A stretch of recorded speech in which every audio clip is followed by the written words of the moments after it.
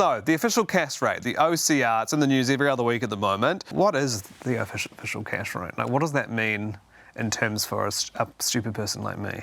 So, it's a benchmark rate. So, it's essentially the Reserve Bank of New Zealand is the bank for your ANZs and your BNZs, etc. So, they set the official cash rate, and that's the rate that, banks can essentially borrow and leave their money with the Reserve Bank for. So, you can imagine if the Reserve Bank are increasing the official cash rate, it's going to cost the bank more to borrow more. So someone's going to have to pay for that. And that's, again, your end customer. So you're going to pay for it in terms of your mortgage that you want to borrow off them. That's going to go up. Wow. Well, that's actually really cleared a lot of things up.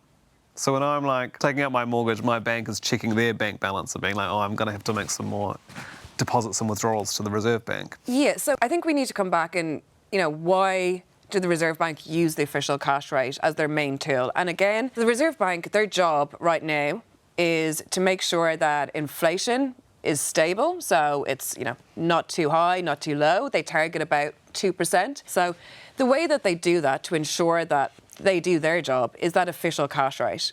Okay? So if they want people to stop spending and they want inflation to go down, they increase the cash rate.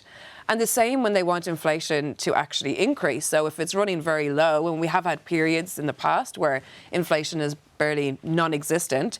So if they want to get inflation to, come up and prices to increase, they will have the official cash rate. They'll lower it down. So it will give people that bit of a kick to, go out and start spending because they're getting nothing in terms of saving their money. Why would you want inflation to go up? Look, it's having inflation within their target band. So it's 1% to 3%. So 2 is the midpoint. So if inflation is running below where they want their target, that's when they want inflation to go up.